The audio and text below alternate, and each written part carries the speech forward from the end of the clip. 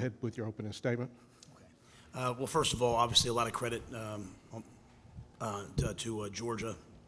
I thought obviously they made the plays that they needed to make. A lot of credit to Coach Smart, got his team ready to play.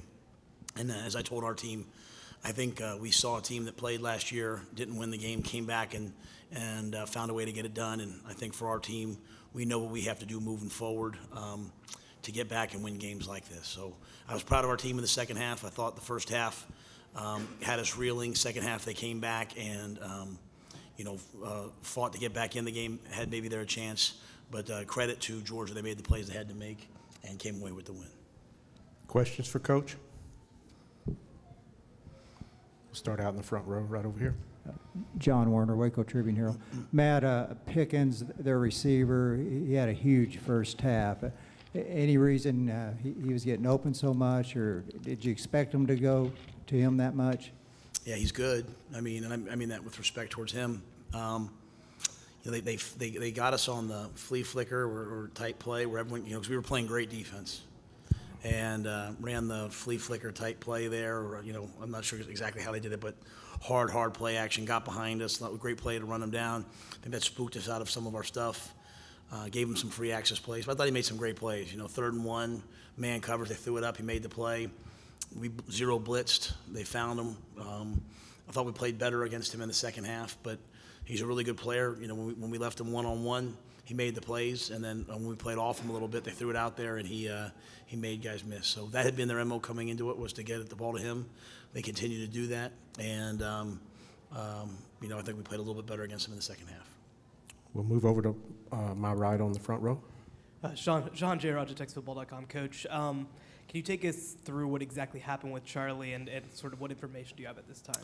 Yeah, they told me as I came in here, they were checking his neck, C-spine. They said he cleared the C-spine just now. So, but that was what they were concerned about, was his neck. So it didn't exhibit any head symptoms. I'm sure they'll continue to monitor him, though, after this throughout the night just to make sure. But there was some concern about his neck, and took him off and cleared him from that. Back over on the left side. Bryce Cherry, Waco Trib. Matt, it's kind of, you mentioned what you have to do to get better, to get back and win a game like this. There's kind of two things here. I mean, this game and then the season. Are you able, obviously you wanted to play better tonight, but are you able to still look at this season as, progress and all that? I told these guys, I'm just so grateful for what they've done. I know tonight hurts. I know it's painful for our guys, but they can't let that deter what they've done this season. As I told them, we were picked, not to even be here. So we're here now. We weren't quite able to, we got to the championship game, we got to the Sugar Bowl, and we just quite weren't able to get over the hump, and so I think all of us were a little frustrated at halftime with the way we played in the first half. But even then, I thought we fought back and made it a game. There was some chances there for us to win the game or get back in the game. So, but no, I'm very, very, very proud of what we did this year. I'm very grateful for these guys to my left and for our seniors for what they've done. I said on the air before we went on the air, of the 11 guys that started on defense, 10 of them were on that one, started at games on that 1-11 team. I think it was 7 of the 11 that started tonight on offense. Or if Solomon started, I can't remember how he started, but you get what I'm saying. Started that it wasn't like we brought in 5 grad transfers and redid the whole team. These guys have grinded and worked, and so we jumped from 1 to 7 the first year, we went from 7 to 11, and we lost 3 games, and so I told our guys, we're 11-3. We know what we have to do, and we have to be able to protect the quarterback better. We have to be able to run the ball. We didn't take the ball away tonight, so. There's things to work on, but that's just growth. Over on the right side towards the back. Yeah, Coach Rule, Max Olson from The Athletic. In a game like this against a team that's that talented, did you find tonight that just the margin for error is really small? Yeah, I think I think I said to them at halftime, we moved the ball when we jumped up and caught it. We had lots of chances tonight to make plays on the ball. And when we, some of the catches Denzel made on that one drive were fantastic, and we scored. A couple other times it was just off our fingertips, or we're kind of laying out. So they don't give you anything free. Other than LSU, no one scored more than 20 points on them. we had a nice drive, like I think the second drive, and then we threw that pick where I can't put that on Charlie. Hits the tailback in the hands. So I really, really, really regret my decision to go for it on the 1 4th down, crossing the 50. I thought that was a obviously bad coaching move by me because it just quickly led to points on their end. So that goes on me. And so you just can't make, bad decisions like that. And even on that drive, it's like, again, it's a drop ball here, it's a drop ball there. It's, we kind of hit a run and can't quite make it. It's a missed tackle. But, again, I thought our defense probably was out there too much in the first half because we couldn't convert. But they're talented. They're a really good team.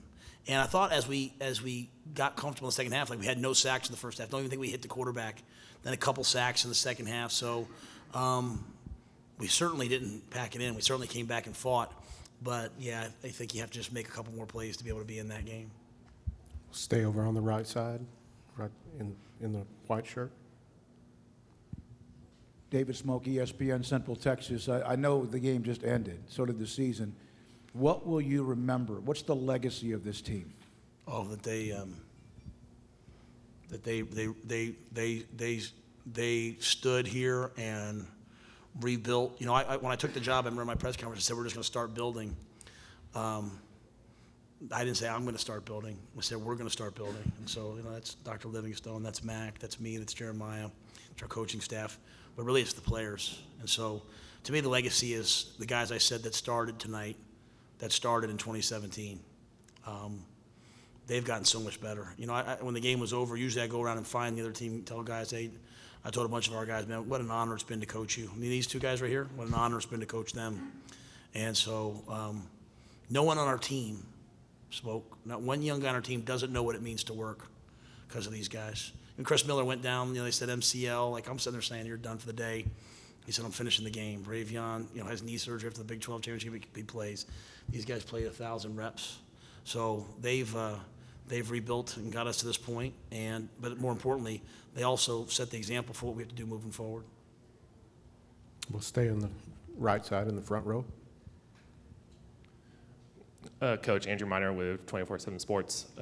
When Charlie went down, there was a lot of outpouring on social media of support and prayers for him, so I'm glad that he at least cleared that first set. But to build upon Smoke's comment, how would you define or summarize his contributions to this team and his legacy up to this point to get you guys here of who he is? Nah, Charlie's just a competitor. He's a winner. He's tough. But he's just one of the guys too, man. He's just a great guy. He can win all awards and never makes it about him. He's just he's a great teammate. And I think what'll be really cool is now with these guys gone, he'll have to step up and truly take on a leadership role. And I think we'll really see him flourish. It's scary when the guy, they're holding his head and all that, and he's laying there to stabilize his neck, and he's sitting there yelling at them to let go of him and let him go back in the game. He's just that kind of guy.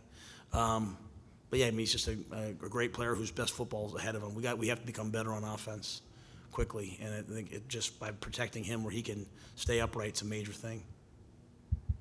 Once again on the right side, second row. Drake Tolt, Baylor Lariat, Student Media. Jordan, obviously the defense was improved in the second half, had a different spark. What was the message at halftime that brought you guys up? I feel like when we went out there, we weren't having fun. Like the first half, we weren't having as much fun as we should have. Like, we should enjoy it. Like, we're here, we worked so hard to be here, and we play good defense when we have fun. And I feel like that energy just resonates with the whole team. So the whole message was, don't worry about it, just work. Just keep going hard, have fun. Enjoy this last time with your brothers. Over on the left in the front row. Jerry Hill, Baylor Berrien Center. Matt, what did y'all see or take from that first half, and how big was that drive to start the third quarter where y'all went down and scored?